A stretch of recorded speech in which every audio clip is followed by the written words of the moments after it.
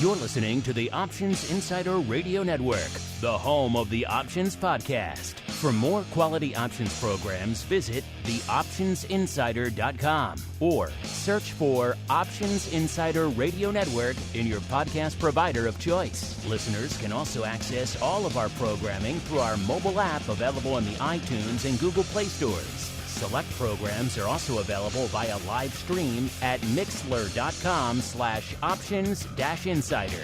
That's mixlr.com/options-insider. Don't forget to follow along with your favorite programs and submit your own questions for the hosts at twitter.com/options, stocktwits.com/options, facebook.com/theoptionsinsider, or via questions at theoptionsinsider.com.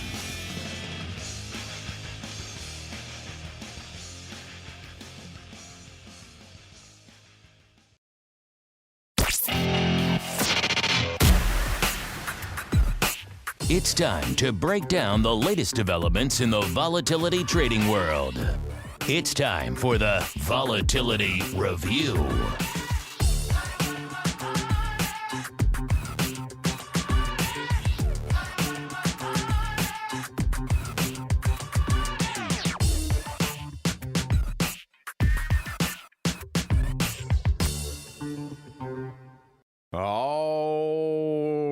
Everybody, that music means it is Friday, it is noon Central, it is 1 p.m. Eastern. Do you know what's popping off in the vol market? Well, you know what? Let's find out together, shall we? You came to the right place. My name is Mark Longo, and this is, of course, Volatility Views, the premier program for volatility traders. Thanks to all of you who've been joining us for the latest addition to the network. Of course, the hot options report been coming at you now. This is the second week and growing strong.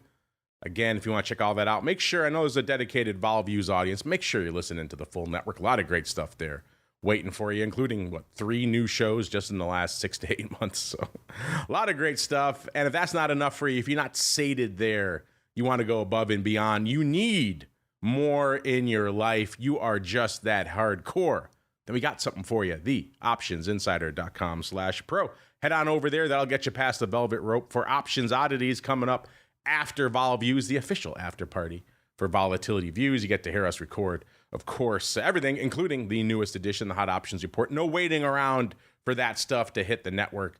Awesome Pro Q&A. We talked a lot of Vol on the Pro Q&A earlier this week, so another good one there, as well as, of course, giveaways coming up. Man, almost time to give away the July Pro Trading Crate. You folks are cleaning me out. Luckily, there's more in the vault to go. So theoptionsinsider.com/pro is the place to go to get your hands on all those goodies as we get our hands on our volatility compatriot doing not solo, not double, but indeed triple duty on the network this week. He is exhausted. His brain is spent. None other than the once future and present Dr. VIX, now corrupting young minds at the University of Indiana, Mr. Russell Rhoads. Mr. Rhoads, welcome back to the show and indeed to the network, sir. How you doing? I'm just thrilled to be here. Has it been a full 24 hours or 23 hours, 22? Not quite, because TWIFO's at 1:30, so it's been about 22 and a half hours, sir. 22 and a half hours. That's not very encouraging. If I can't even do time math right now, how in the world am I going to do volatility? I think we may be able to knock it out. I'm writing a lot of notes down so I get my numbers right. I think we can do it. Let me just say, anecdotally, I know you've been on my network a little bit this week, when we get a lot of pitches every day for a variety of different people to come on the networks and whatever, and for a variety of different products and services related to the network on a daily basis. You got your own pitch this week, Russell, which kind of cracked me up. They're coming straight for you and for Vol Views as well. They talked about you and Vol Views. Yeah, just kind of funny that they're coming for you now, Russell. So you know you've made it when you're getting your own. That's my Fox network coming after me to offer my own evening show. And there you go. Joan Rivers and Johnny never spoke again. You know you've made it when you're getting your own guest pitches, sir. So well done to you as we keep on rolling and kick off the Volatility Review.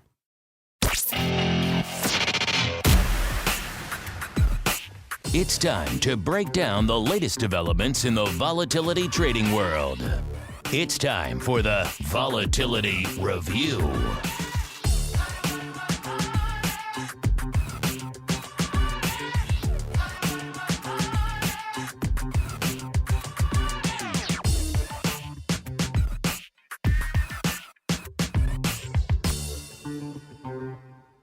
All right, everybody, welcome to the Volatility Review.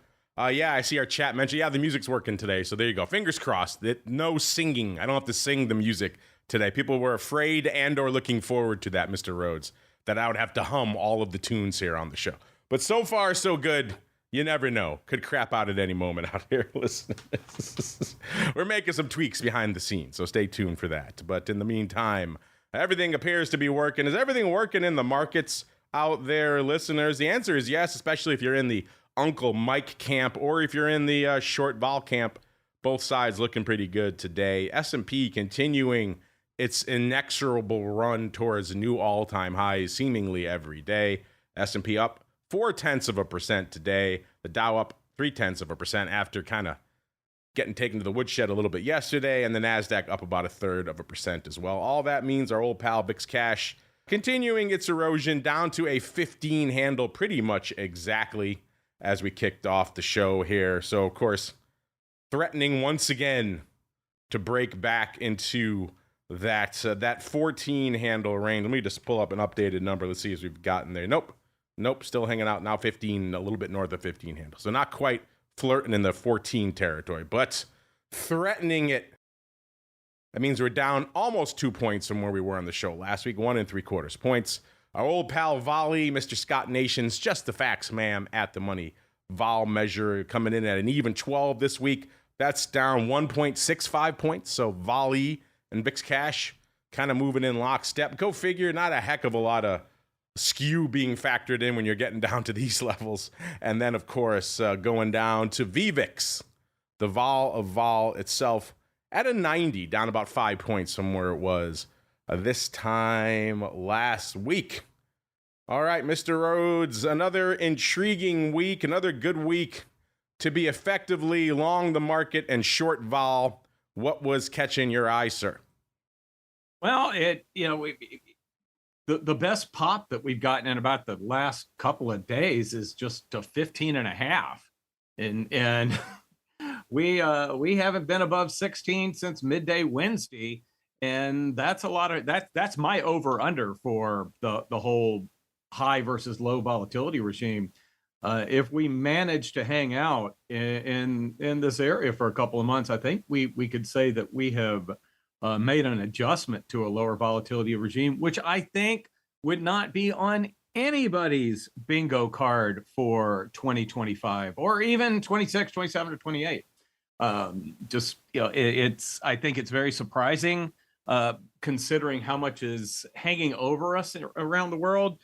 Something I brought up last night. I mean, a couple of Southeast Asian countries started shooting at each other yesterday. Nobody cares, sir. Market don't care. I know, but I've got an interest in a marijuana farm in Thailand, so I care very much. So there are business interests that some of us have over there. Hopefully it will not get to that part of the country.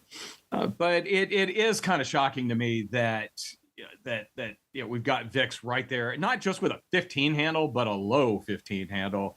I don't know if everybody's already feels like they're hedged going into later this year, or there's hedge exhaustion. But it doesn't feel like I know we reach periods of time where portfolio managers are like, why do I keep buying these puts that expire with no value? And that's really what it takes to drive VIX, is purchasers of S&P 500 puts. I don't know if maybe instead of having a consistent hedging program on, and I know that the volume has continued to shift to shorter dated options, but the 3 to 5 day options have been seeing some decent growth. Which those are the kind of options that I would actually use to hedge against an event. If I were going to hedge next week's FOMC, or I haven't checked, but I'm assuming that next Friday is an employment number just because it's the first Friday of a month. Sometimes it gets pushed back, but I'm assuming that. But if I were going to hedge around both of those, I'd take a look right now at some options that expire next Friday.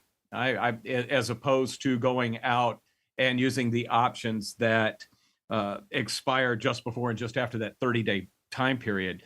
And I'm sure not everybody listens to everything that I say, but for years I've been saying that I don't think zero DTE is having an impact on VIX, but I do think if people start to hedge using options that expire in a week or so, that's going to have a dampening impact on VIX. So that maybe we may be seeing a market usage change. Yeah, I think we've been seeing that for a little bit. You're right, especially on the market maker side. They just kind of hedge intraday if they need it. So there's a little bit of that cannibalization effect going on. I think you're right. I really felt like it didn't impact VIX initially, but like in the first couple of years. But now that people are becoming more comfortable with them and they're becoming more of an institutional than just a retail product, we may actually be starting to see that impact.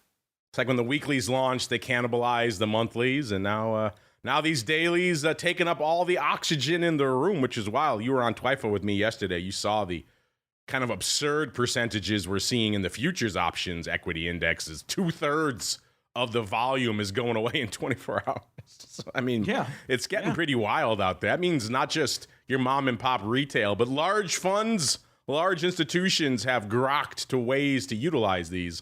That would have surprised a lot of people just a few years ago. So wild stuff out there, listener. Speaking of wild stuff, we are in the midst of earnings season. So, middle of July, you're not usually looking for a lot of sources for vol. It's usually kind of a seasonally quiet period. Of course, we are all living in a tweet-by-tweet macro market, so there's always that little added flavor to sprinkle over it this year. But of course, this time of year, you can look to earnings season for a little bit of vol, and we have been doing that. It was a pretty spicy week on the earnings front. We had Verizon, Domino's, a Pizza on Monday, Coca-Cola and GM on Tuesday, AT&T, Hasbro, so a little bit of toy vol on Wednesday. Some company called Tesla, I'm not familiar with them. Alphabet, IBM, good old Beamer screwing the pooch this week. Chipotle, Alaska Airlines today, or I should say yesterday, America Airlines, Nokia, Dow, and Southwest, as well as Intel. Intel also kind of screwing the pooch a little bit over there as well. And then, of course, looking at the numbers we provide to you. Matt's been on this show before, listeners, and we're always crunching that data for you. Behind the scenes, you can get it all for yourselves because we're cool and we just give it to you for free. You probably literally could charge for this. There really aren't still many good sources of earnings vol data. And we just thought, people ask for this all the time. We probably should give this to them. And that's been something we've been doing for a long time now here on the show. Right now, the season off to a banger start. A lot of names outperforming their straddles. We're at 135% as of the close of yesterday. I don't have the updated numbers for today. But yeah, that's spicy. That's a banger. So again, small sample size, only about 115 names calculated in there so far. Long ways to go, but spicy start to the season. Even spicier than our long-term average, which is already pretty spicy at 119%. That, of course, means if every name performed pretty much in line with their straddle, that would be 100%. So obviously 119% shows in aggregate, buying vol has been the way to go. And at least for the first week and change of earnings season, buying vol has been the way to go again. We'll get into all the vol surface in a second, Mr. Rhoads, but I know you watch a little bit of earnings vol out there every now and then. Anything catching your eye so far in the beginning of earnings season on the earnings vol front, sir?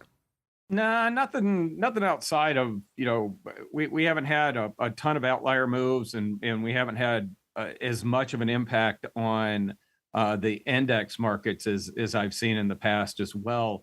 I don't know if that's,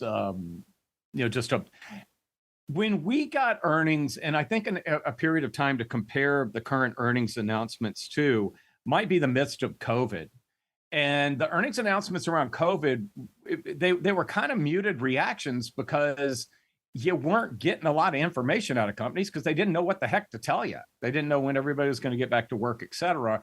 And I feel like it's a similar information void where justifiably the companies aren't going to go out on a limb and say things are going to be great or things are going to be bad. So you're not getting the you're getting decent reactions, but you're not getting any of those big outlier reactions in either direction. And if any company has anything somewhat negative to say, they could probably mix it in there with the uncertainty around COVID, or I'm sorry, the tariffs once again. And just that line of thinking makes me think that you don't really want to be playing for any big outlier downside moves throughout earnings. I know there are going to be a few of them, but I don't think we're going to have a particularly bad earnings season. Yeah, COVID was a wild time. Earnings vol just went to die. Nothing mattered. Nothing any company said mattered. It was wild. Yeah, I feel like we're in a similar type of environment. I think last quarter was like that as well. Let's hope not. That was pretty wild. Certainly from an outperformance perspective, we're not hanging out there, but I could certainly see what you're putting down. As we keep on rolling, let's go out to the land of the vol surface, listeners. How are things popping off right now in VIX futures? The answer is mostly down in the front portion of the curve. You probably could have guessed that from the top of the show. Obviously, July has gone the way of the dodo now. August is in the pole position. That AUG future, when we kicked off the show, down over a point, about 1 1/3 points. The SEP future down about exactly a point as we kicked off the show. If we keep rolling out, let's go all the way out now, just beyond Q1 of next year. Let's go to April of next year. Actually, it doesn't really matter. April or March, they're literally exactly the same level, 22.05 each as we kicked off the show. And that's about as spicy as we get. We get out to about October of this year, all the way through December, we hang out right in the 2060 to about 2090 or so range. And then we slowly kind of tick up into 21 and then 22 beyond from there. So kind of an interesting term structure out there, but the move this week probably predictable to the downside in the front portion. Anything catching your eye out there on the vol surface, Mr. Rhoads? Oh, absolutely. So recall 51 months or so, or 51 months, goodness gracious. You and I are running on fumes this week, aren't we? 51 weeks ago, or 50 weeks or so ago, we got VIX up to around 38. We had some volatility in early August. So what I did was I took a look at what the very short end of the term structure looked like over the last 3 years, and what we did in early August, because I know the last 2 years we got a bounce in 2023 up to about 17 or so, but that was off of a base in the 13s. So that's kind of a decent move as well. Right now, and the reason that I'm exploring this is that front month future, that August future, is at a $2.80 premium to spot, which was brought up a couple of weeks ago that the front month was at a pretty significant premium, and it's kind of stuck there. So despite the low VIX and all the not understanding why volatility isn't higher in the world that I just went through, it is showing up in the VIX term structure. And just for example, in 2024, the last Friday of July, the future was August future was actually at a discount to spot VIX. It was 16.17 versus 16.39. In 2023, we were at $1.65 premium, but it was like 13.35 on spot, and the future, the August future, was around 15. In those 2 years, we did see a volatility move in early August. In 2022, which was a tough year for the markets, we also saw the front month future on the last Friday of July at about a $2 premium to the spot. But those two were in the 20s, and actually VIX moved lower earlier in August that year. So, it looks like, I think that we've got recent memory going on there with the futures guys, demanding a bit of a premium to be short those August contracts. And there's a feeling that, we always talk about September and October being tough months. I feel like over the last 10, 15 years, we've had a few significant early Augusts, and that's starting to stick in people's minds, and it's showing up in the term structure. Are you implying that the vol market has some sort of recency bias? How dare you, sir? Oh, yeah. Oh, you should see the work I've done on recency bias and trading earnings. That's where you get the earnings opportunities from. So yeah, and it's not just volatility traders. It's all traders. So that if you see something happen a couple of years in a row, you start to think that it's going to repeat itself. Seasonality has been the cause of some major blowups in the markets as well when people start to rely too much on those. So yeah, I find it interesting.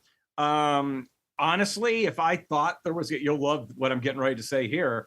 If I was worried about a volatility event between now and let's say 2 weeks from today, I would be using SPX options. I would not be buying VIX calls with that premium. Or if I were gonna use VIX, I would definitely be doing a spread trade. So just overpriced is not, you think SPX is more reactive right now? Right. And I just don't see, and you know me, I hate the stock market.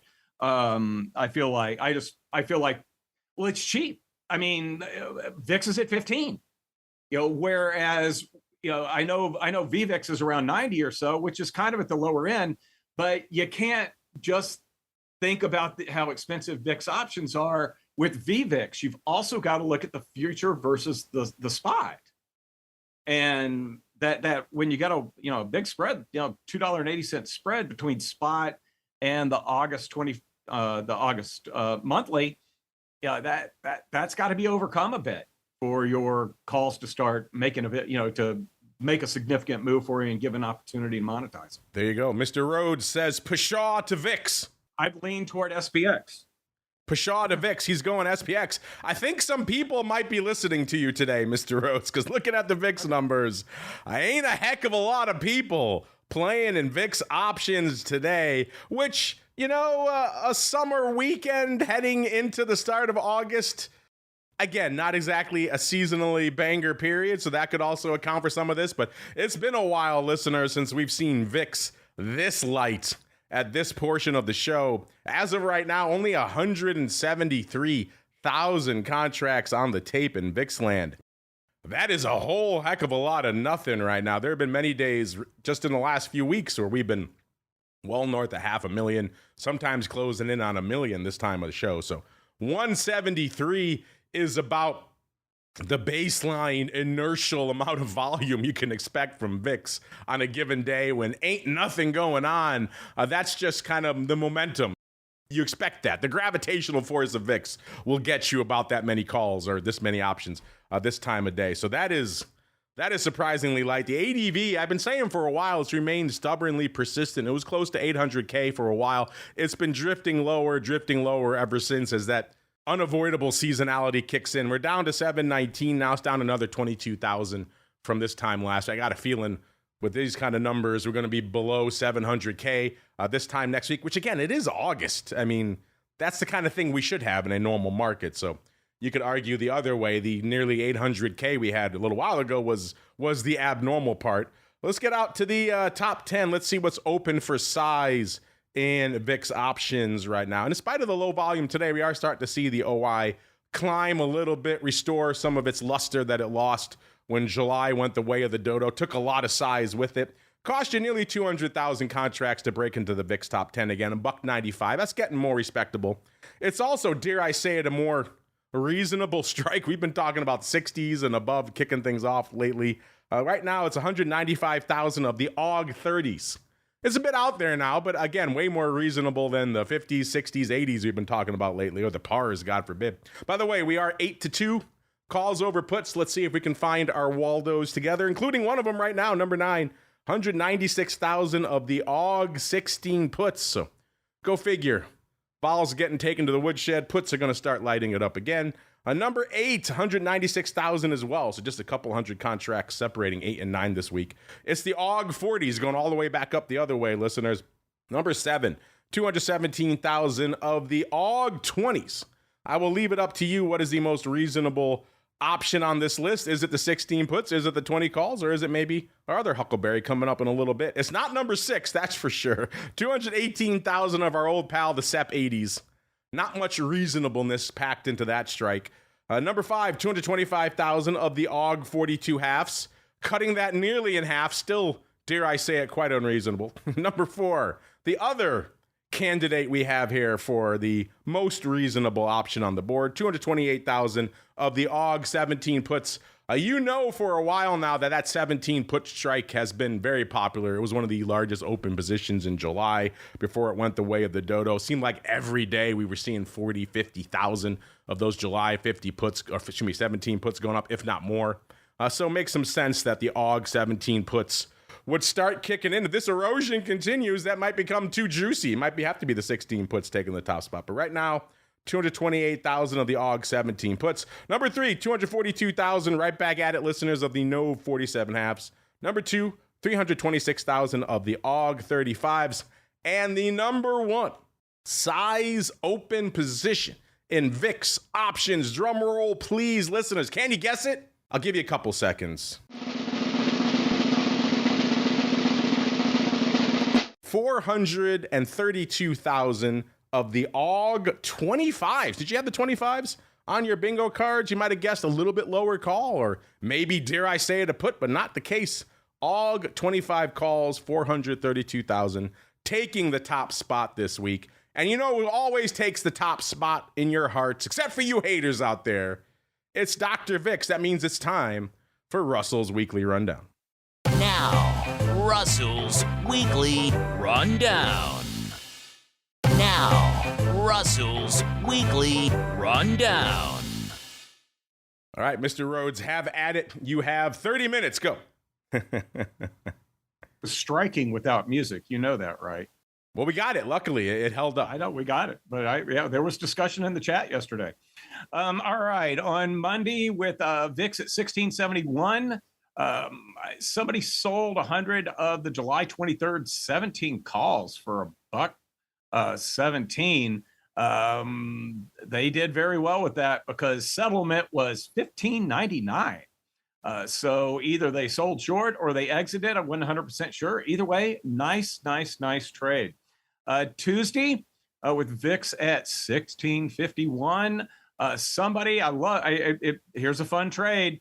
Somebody sold 100 of the VIX July 30th 19 calls for 59 cents. They bought 200 of the VIX July 30th 21 calls for 35 cents each.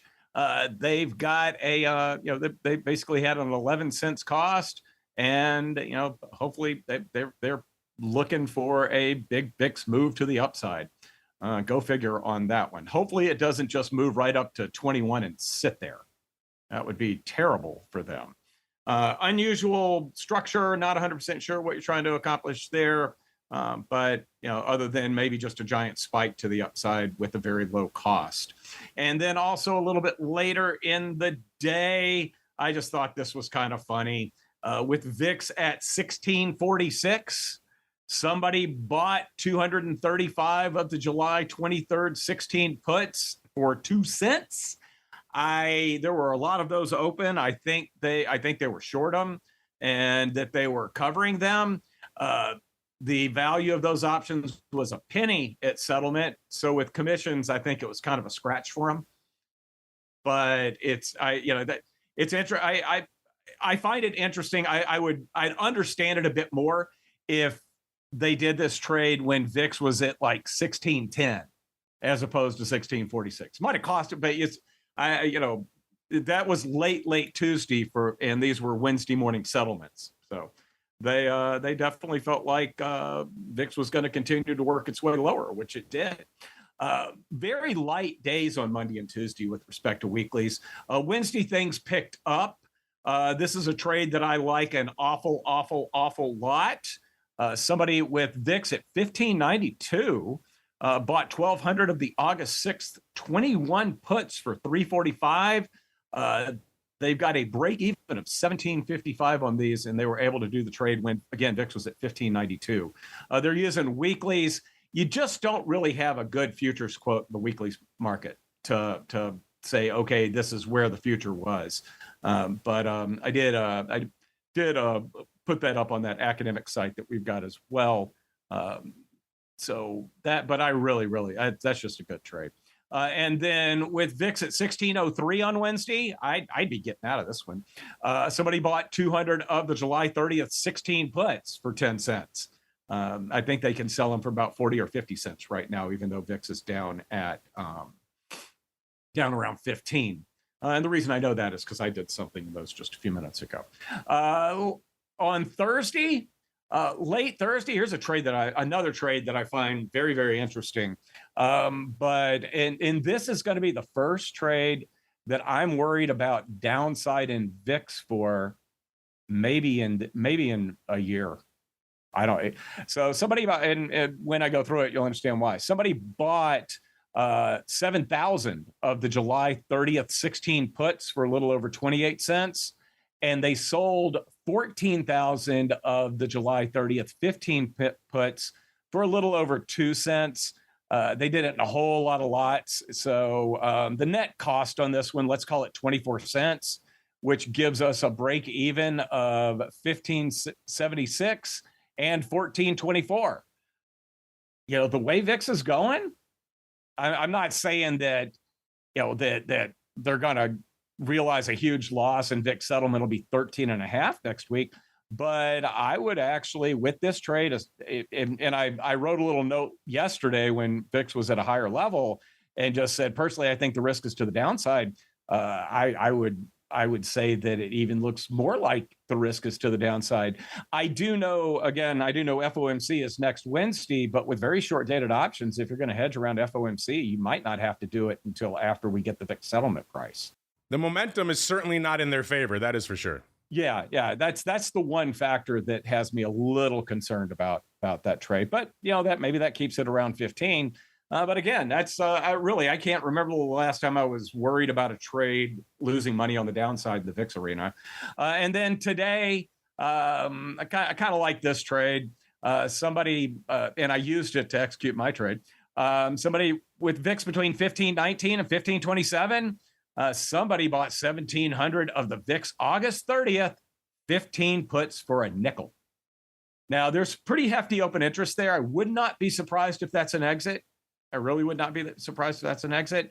But that was kind of keeping the premium for those 15 puts up. So I actually typically, when options are, you know, giving you that opportunity relative to spot on Friday, I'll take a look at the weeklies, and with VIX right at 15, I bought the 16 put that expires next Wednesday for 41 cents and sold the 15 put for 6 cents. I don't really think settlement's going to be much below 15, so I don't mind giving that. How many times now have we said we've seen some size OI go up on the 15 strike and saying, it kind of seems like a bridge too far? I think the last time we had this conversation was probably a month or two ago. And now all of a sudden we're the cash flirting with the 14 handle. All of a sudden that 15 strike doesn't seem like a bridge too far anymore, sir. I don't know if they'll get there by then, you're right, but it doesn't seem as outlandish as the last time we talked about it, sir. Nah. But and like I said, typically I buy a put, and I don't want to cap my potential gains, but I can't fathom VIX is going to be like at 14.5 next Wednesday. With the things we're staring down. Famous last words, sir. Here comes the 13 3/4 print before we know it now. Well, you know my crystal ball is 14.5 now. One way I'm going to be right. Probably. There we go. One way or the other. All right. Sorry, that was the last trade. Oh, that was the last one. Okay. There we go. And I did want to say that goofy, even though it's the opposite end of the time spectrum, that goofy 220 put spread it using December's, it's still open. You kind of have to be at this point. You are the market. Yeah. So you decide when you want to trade with yourself to take it off, I suppose. That one still just befuddles the mind out there. There's so many thoughts about that one. Instead, we'll keep on rolling, listeners, out to see what else we can uncover in the world of VIX options. Russell, you'll be happy to know, as you were talking, a tsunami of VIX paper came in, a total of 3,000 more contracts. So we're up to a blistering 176,000 now. So VIX on the rampage today. So the hot options out there today, listeners, such as they are, it's a sleepy day, Russell, when the Jan 23s are taking the top spot with 10,000 contracts. How often do you see Jan percolating into VIX? Not very often. But there we go, listeners. Jan 23 is going up 10,000 times today. Let's just look. Take a guess. What do you think a Jan 23 will go for right now, listeners? Obviously, we're recording this here. Tail end of July. Got some time on that. Also, a wee bit out of the money. Take a guess. 3, 2, 1. I'll let you go. All right, listeners. It was $3 $1.24 is what they went up for. 87 times, total of 10,000 on the day. $3 doesn't seem that outrageous, all things considered. I know you're talking about the VIX premium. You're getting a hell of a lot of duration for that one, though. So that one's not too bad. We've seen people spend more for far less out there, sir. So I got to say, just price-wise, I don't hate that one. I'm not saying I'm loading up on Jan upside, but interesting stuff. Also, 10,000 of the AUG 17 puts. We were just talking about these, saying that 17 strike is hot. Also saying maybe these are starting to get a little bit prohibitively expensive for some of you. I know a lot of our audience, Russell, they like the 15 to 30 cent put. They like to come in, scoop up some of those, throw them in their back pocket. Maybe they get a 2Xer. Maybe they get lucky, get 3 or 4Xer. They have a good week. They have a good time. I know the Rock Lobster likes that. I've been known to occasionally dabble in that myself. But when we start threatening $1, that starts to get out of the price range of a lot of people. Going up for about 88, 90 cents right now for these 17 puts. And if we threaten that 14 handle and below that Russell was just talking about, these 17 puts, going to get even pricier. Either way, number 2, 10,000 of those, and then we'd kind of fall off a cliff. Number 3, barely worth talking about, 8,700 of the AUG 40s. But remember that strike. I will come back to that later. 6,000 of the AUG doubles, the 22s, and number 5, 5,600 of the AUG 20s. Out to Thursday, a decently quiet day as well out there, not even hitting the ADV, 595,000 contracts on the tape. The big dog was the AUG 16 puts, going up 55,000 times. I did some digging while Russell was talking because that seemed like a pretty sizable lot for a quiet day on a put strike. And it looks like there was a ratio put spread going up. Looks like it was a 16-18 put spread going up here for, it looks like a decent ratio, more than 1/2. I'll have to go find the other side here, but they have it going up here for 96 cents in one print of 40,000 by 6,400. So if that's the case, it was sizable ratio indeed. 40,000 by 6,400. That's pretty wild. Either way, 55,000 total of the AUG 16 puts. Number 2, 27,000 of the AUG 60. So going right back the other way. Number 3, 24,000 of the July end of month 30th 15 puts. Those were indeed opening. That's what Russell was talking about. Those are your huckleberries. It went up for an average price of 2.6 cents. So seems like some folks playing on those bad boys there. Are they closed? Actually, those were opening. So opening paper, July 15 puts, end of month. You like those, listeners? You got a couple of days left for those to percolate. Number 4, 22,000 of the AUG 29 calls. And number 5 on a light Thursday, 21,000 of the SEP 17 puts. Again, that 17 put strike just has some magic in the blood out there. People are gravitating towards it. Wednesday seems like, at least given today's number, is going to be the busiest day of the week. Don't think we're going to threaten this today unless some size really starts flowing in second half of the session.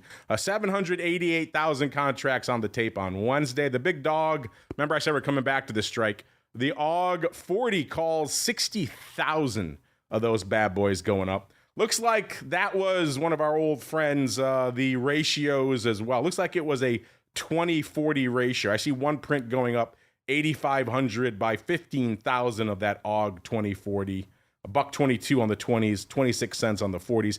Obviously a lot more 40s went up a total, but then on the end of the day, we have 30,000 of the 20s trading for number 4. Number 1 is the 40s, 60,000. So maybe not as wild of a ratio as you think, even if the early prints might indicate that. Either way, number 1, 60,000 of the AUG 40s. You like that? You back in ratio time, listener? You saw a lot of AUG 2040s trading 1/4 earlier this year. So there could be some unwinding here as well. Or are you back for a little bit of ratio paper? It's interesting. 20 handle wide ratio is kind of funky, but we've seen those go up before. Number 2, our old pal, the 17 puts, 47,000 of those. Number 3, 36,000 of the 16 half puts. So maybe if you want a little bit cheaper put, those have an average price, at least on Wednesday, of about 46 cents. So a little bit cheaper. Number 4, 30,000 of the AUG 20 calls. And number 5, 27,000 of the AUG 25s. Out to Tuesday, man, you might as well not even turn on the machines. You're putting up 384,000 contracts. The big dog, the big dog, such as it was, 20,000 of the AUG 16 puts, followed by number 2, right back at it, 20,000 of the SEP 80 calls. Yes, the SEP 80s, if you're wondering, average price of 22 cents, listeners.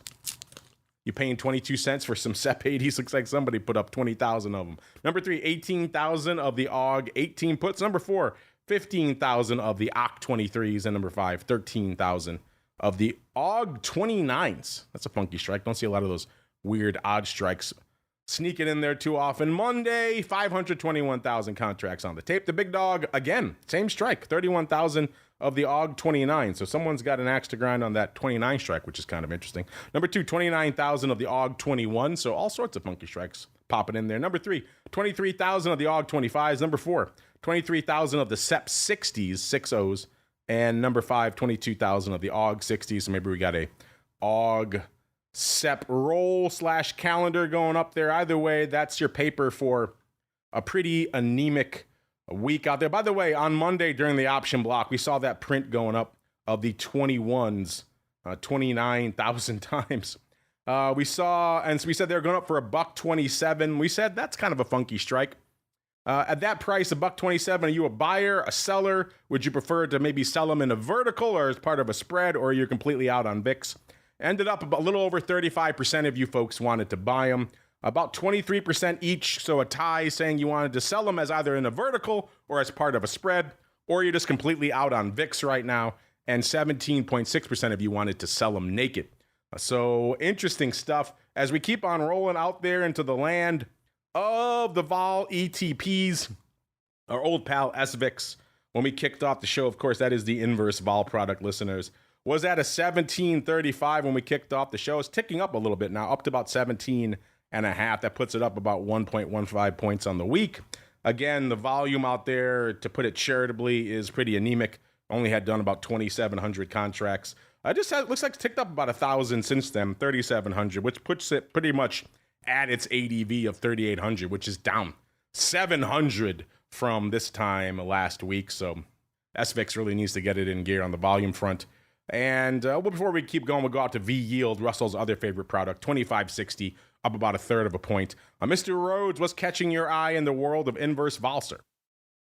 Well, you didn't pick on me on V Yield. You didn't cite the volume either. I think it's traded 2 shares today. I can beat a dead horse only so much, sir. I include it in the rundown just for the joy it takes to kind of harangue you every now and then. Since launch, it has outperformed SVIX by 22.4%. Well, that is not saying much. SVIX has been mostly in the red. So yeah, I do think it's going to be it's like a low volatility grind method of being short vol. No, there's nothing. It continues to be difficult to do things in options around SVIX, which is kind of frustrating. I would love to see somebody incentivize that, but it's not really in the exchange incentive to try to increase volume in that. If anything, the exchanges are all about trying to increase volume in their proprietary products, and that's not proprietary to the exchanges. So they don't have that interest. And I don't really know what the issuers could do to try to spark more interest in option trading around them.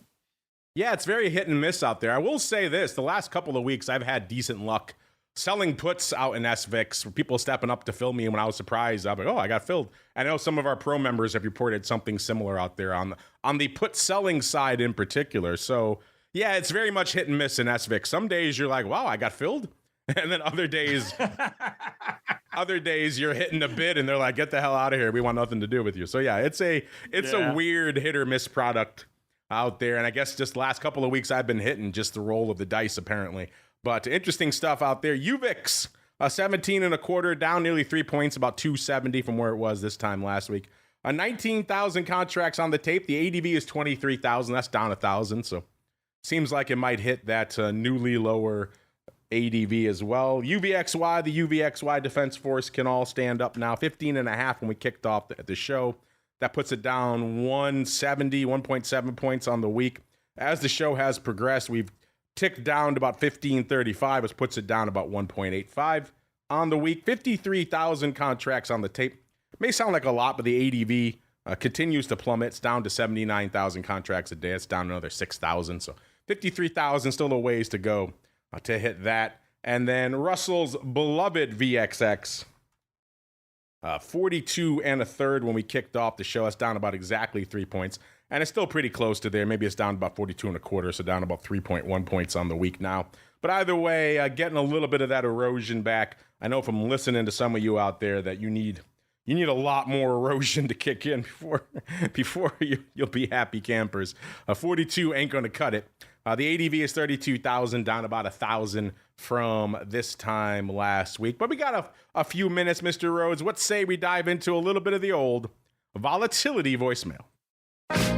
It's time to share your thoughts and opinions with your fellow volatility traders. It's time to check the volatility voicemail. Make your voice heard by dialing 779-669-4VOL. Posting a comment on the optionsinsider.com, sending an email to questions@theoptionsinsider.com, or posting your questions to twitter.com/options or facebook.com/theoptionsinsider. All right, Mr. Rhoads, let's have a little fun. Really quickly, let's dive into some of the flash polls and questions of the week that we have lighting up our tape. Then we have some fun listener questions to get to as well. We asked you just yesterday, because it's been such a beast of late. I'm sure you've seen this as well, Mr. Rhoads. Just the monstrosity that is open, just dominating the options tape out there this week. Going from a 40-cent also ran to literally the top of the options charts out of nowhere. Just a wild run. We asked you yesterday, are you folks trading this thing? Hell yes, heck no, or you're just watching the madness from the sidelines. 51.4%, Mr. Rhoads, of our hardcore audience saying heck no. They want nothing to do with this madness. Hell yes, 24.3%. Also 24.3% saying they're just watching the madness from the sidelines. I know a few of our pro members have dabbled a little bit and kind of rolling the bones, buy some 2, buy some 3 calls, sell them for 2x, 3x kind of thing. But for the most part, I know a lot of people, it's just been madness. And I kind of get it why you wouldn't want to touch this thing. We asked them also right now, this is still live, listeners. This will be live till the end of the day. So if you're listening on the podcast, you folks can play along as well. We asked you, what is the biggest challenge facing your options trading right now? Gave you 4 choices. You, of course, can always write in with your alternate suggestions. Too many things to trade. There is a lot out there. The spreads are too wide.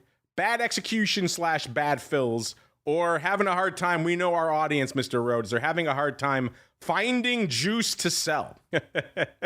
So what would your choice of those 4 be? Or maybe you have an alternate suggested, Mr. Rhoads. And then B, what do you think our audience is choosing? Finding juice to sell. That in both of them.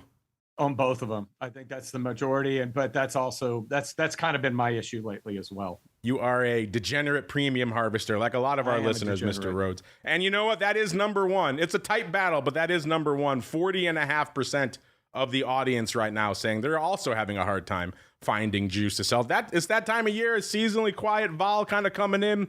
It's gonna take away a lot of those juice opportunities out there. Number 2, Mr. Rhoads, pretty close. 37.8%. They're having a hard time because there's too many things to trade. I can certainly see that as well. There's an embarrassment of riches out there in terms of things. You turn on your screens in the morning, you could sling a lot of stuff these days. And then tie for about 11% each for third place between the spreads are too wide and they're getting bad fills or having a bad execution experience. I'll get some of the other polls in a second, but I want to get to this listener question because I know he's been waiting for a little bit. And B, this tickled your fancy, Mr. Rhoads. This question comes from Alex. I think he sent it in on the heels of some comments the Rock Lobster made a while ago on the show. I think we reiterated, easy for me to say, we reiterated these a few weeks ago, maybe just last week when we were talking about how difficult it was to monetize the vol pop from last week. But Alex's question is, this question is for Vol Views. Well, you sent it to the right show, Alex. He says, I heard the recent comments from Andrew G about how you really need to have limit orders ahead of time to sell your VIX calls at the best levels. But don't many people buy VIX calls for the potential for an explosive move in volatility?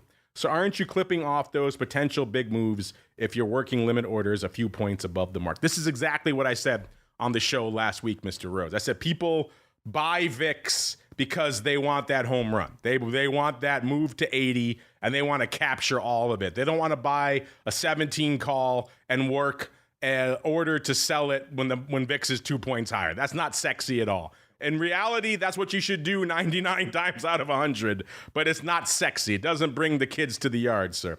What do you have to say here for Alex? He's having a hard time wrapping his heads around that psychologically, sir.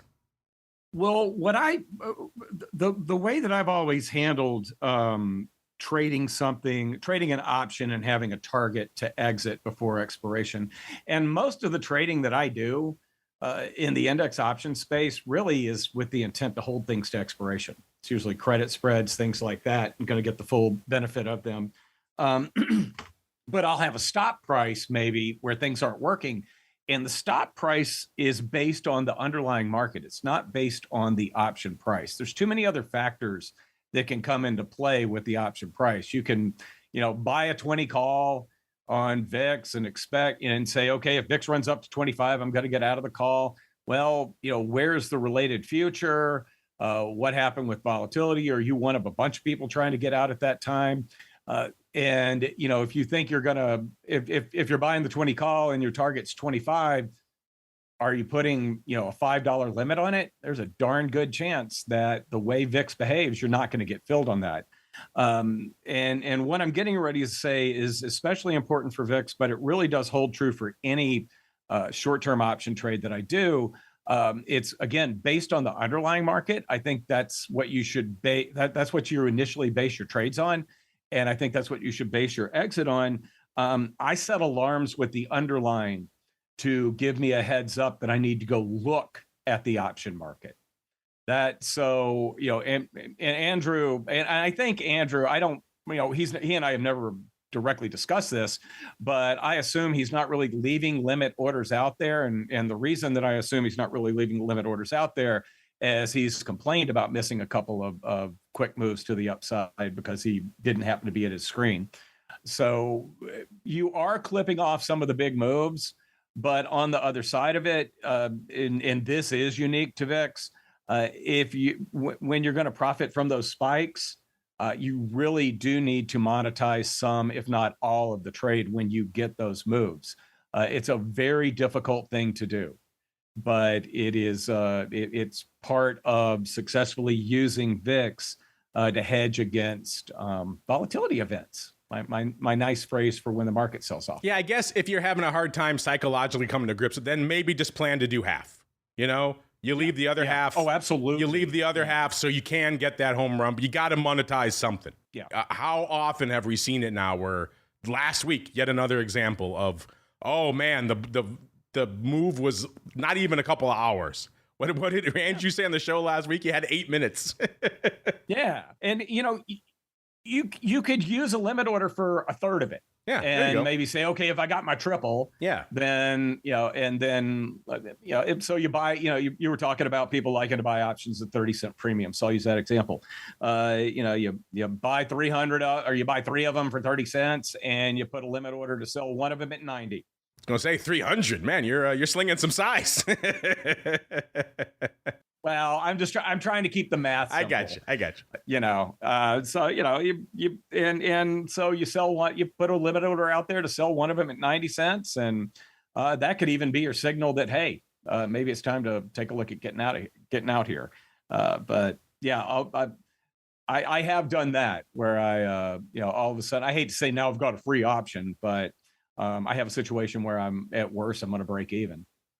When Russell wants to keep it small, he starts nibbling at 300, and then he goes up from there. He likes to test the waters first with small size, and then he grows. We got a question coming in for the live. Oh, good. For you, Mr. Rhoads. We didn't reiterate this. I think the answer is yes, though. Frank wants to know, is Russell still long SVIX over the weekends? I buy UVIX over the weekends. I'm sorry. Yeah, he wrote SVIX, UVIX. Yeah, UVIX. Okay, but I think he probably meant UVIX. But yeah, I got a little alarm set on my phone 5 minutes before the market closes on Fridays to make sure I put on my UVIX position. I was executing it after the show. Yeah, you were doing it early before. I was, and that just was not. That wasn't a good idea. I was surprised you were taking all that delta. UVIX can do a lot in the last 2 hours of the day. I know. Well, part of it is typically I take the rest of the day off after I talk to you on Friday. I get it. You're exhausted. But it's raining today in Chicago, so I'll be inside. Yeah, I continue to do that. And it basically I match it up with 50% of my long SPIX position. All right, there we go. Good question, Frank. As we keep on rolling, it's that time, listeners. It's time to get dangerous. It is time for the crystal ball. It's time to peer into the future and reveal what the volatility gods hold in store. It's time to look into the crystal ball. All right, listeners, and coming into the end of the show here, the market not that dissimilar from where it was at the start of the show. Most of the major indices still green. S&P up, closing in on up 0.5% right now, about 0.45%. Similar percentage for the Dow, the NASDAQ up about almost 0.4%. And VIX cash still vacillating right around 15.15 to end the show. So almost literally where it was, the market and VIX when it started the show out there. That means no winner chicken dinner this week. The closest was actually me. I was exactly a point away at a 16.15, but not within our 1/10 of a point margin of victory, obviously.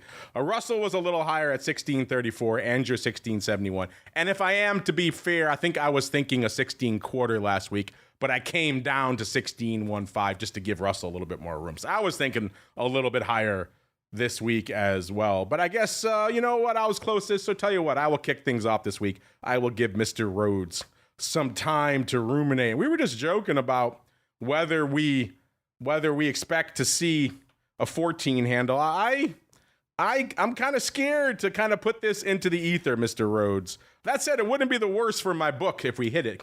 I said for a while I have PTSD about that 9 handle VIX, and 14 handle and VIX cash is the next step closer to it. That said, I am going to put it out there, Mr. Rhoads. I'm saying 14.75 for this time next week. I don't like saying that. I say it through gritted teeth, but I say it nonetheless, sir. What do you say? I'm going to give you some room there. I'm going to go with 15.5. I think pretty much in line with where we are right now. I don't expect big surprises out of those two big numbers next week.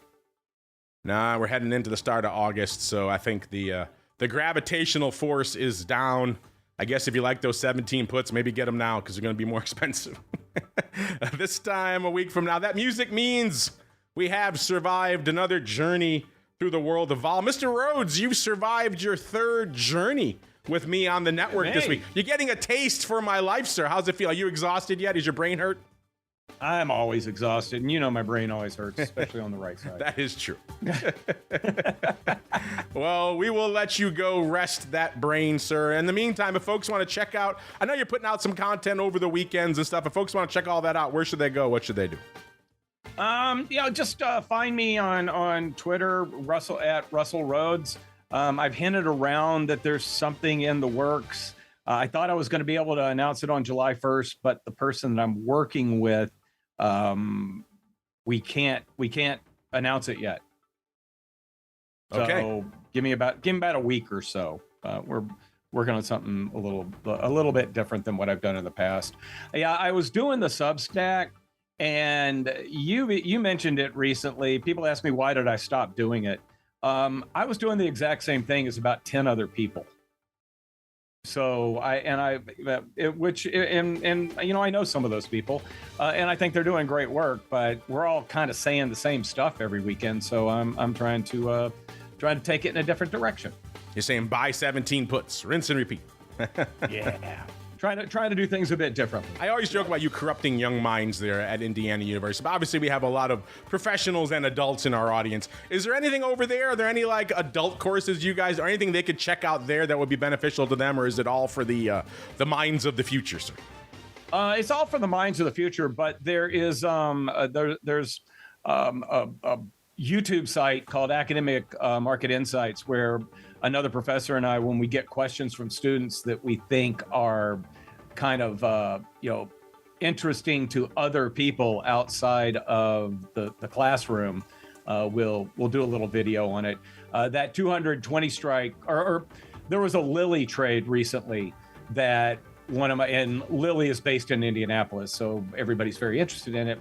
But there was an interesting bullish Lilly trade that some students sent me some questions about. We put a video up about that. And they were asking me about a single trade. It turned out it was a roll, and there was a whole lot more to it than they thought there would be. I love that students are finding individual trades and individual names and coming armed with those to class. It's a far cry from what we used to talk about in school, which makes it fun. Oh, yeah. Good stuff. What's that YouTube channel if they want to check it out? Academic Market Insights. Academic Market Insights. There we go, listeners. Speaking of market insights, looking at our pro folks here, we got all kinds of ranges coming in for the crystal ball. Frank's hanging out where I am. Thanks a lot, Frank. 1480. The Queen, 1620. She's feeling spicy. She's usually pretty spot on, so that makes me now second guess my erosion. The Option God hanging out 1510. Nichols all over the place, 15.5. So in your expected range, if you're listening after the fact on the podcast, get your predictions in, listeners. If you're within a tenth of a point, you too can win fabulous prizes. That's going to do it for us on the on-demand side, at least for right now. We'll be back in a little bit later today to do a little bit of the hot options report to officially conclude your on-demand week. In the meantime, if you're hanging out in the pro, I'll be back instantaneously in your ear holes to talk all things options oddities. It was a wild week. I'm sure you folks have some trades you want to discuss as well, so get those in there. We could talk about those as well. Should be a good time. If you want to check that out for yourselves, probably a little bit too late for today, but you can get in there for the pro Q&A next week, as well as next week's options oddities, as well as all of the archives. There's hundreds of each. TheOptionsInsider.com/pro. Then we'll see you back here on Monday all the way through to next Friday, another episode of Volatility Views. Stay safe out there, everybody. You're listening to the Options Insider Radio Network, the home of the Options Podcast. For more quality options programs, visit theoptionsinsider.com or search for Options Insider Radio Network in your podcast provider of choice. Listeners can also access all of our programming through our mobile app available in the iTunes and Google Play stores. Select programs are also available via live stream at mixlr.com/options-insider. That's mixlr.com/options-insider. Don't forget to follow along with your favorite programs and submit your own questions for the hosts at twitter.com/options, stocktwits.com/options, facebook.com/theoptionsinsider, or via questions at theoptionsinsider.com.